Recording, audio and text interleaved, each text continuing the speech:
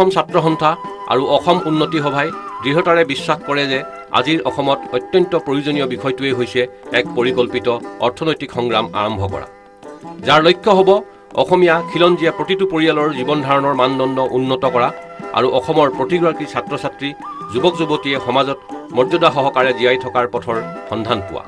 আমাক লাগে ভাল শিক্ষা, ভাল শিক্ষানুষ্ঠান আৰু উপযুক্ত সংস্থাপন। অসমৰ উন্নতিৰ বাবে আত্মসংস্থাপনৰ বাট উলিয়াবলৈ সদৌ অসম ছাত্ৰ সন্থাৰ উপস্থিতিত অসম উন্নতি সভা আৰু ভাৰতবৰ্ষৰ এটা প্ৰতিষ্ঠিত খাদ্য প্ৰস্তুতকৰণ কোম্পানী নীলঞ্চৰ মাজত এটা কৃষিভিত্তিক পদক্ষেপৰ বাবে এখন চুক্তি সম্পাদিত হৈছিল।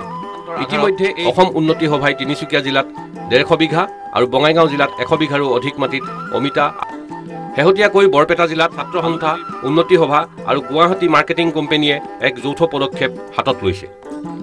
বৰপেটা জিলাৰ বৰপেটা মহকুমাত বৃহত্তৰ বহৰী, নগাঁও, পাটিকুৰিয়া, কেওটকুচি, গড়তাৰী, এৰাবামুণ্ডি, জনিয়া, বৃহত্তৰ হাউলিকে ধৰি আৰু বজালী মহকুমাৰ হাদেৰীত এই আলুৰ খেতি আৰম্ভ হৈছে।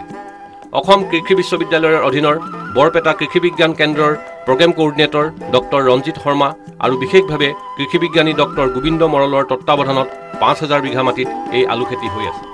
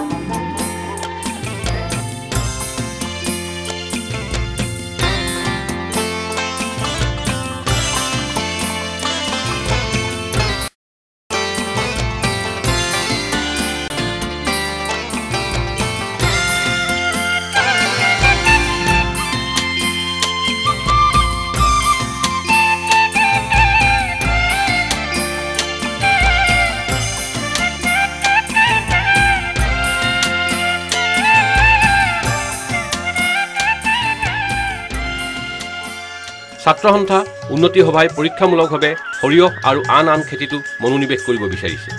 সেই উদ্দেশ্যেৰেই সদৌ অসম ছাত্ৰ সন্থাৰ কেন্দ্ৰীয় কাৰ্যনিৰ্বাহক সদস্য তথা ডিব্ৰুগড় বিশ্ববিদ্যালয়ৰ স্নাতকোত্তৰ ছাত্ৰ সন্থাৰ প্ৰাক্তন সাধাৰণ সম্পাদক শ্ৰী ভূপেন বৰুৱাই 100 বিঘা মাটিত ডিব্ৰুগড় জিলাৰ লেজাই কলাকুৱাত সৰিয়হ খেতি আৰম্ভ কৰিছে। অন্যহাতেদি ছাত্ৰ সন্থাৰ কেন্দ্ৰীয় কাৰ্যনিৰ্বাহক শ্ৰী শুভাৰাম দাসৰ নেতৃত্বত কামৰূপ জিলাৰ বৃহত্তৰ বুৰকাত 50 বিঘা মাটিত সৰিয়হ আৰু পৰীক্ষামূলকভাৱে কবি আৰু নহৰুৰ খেতি আৰম্ভ কৰিছে।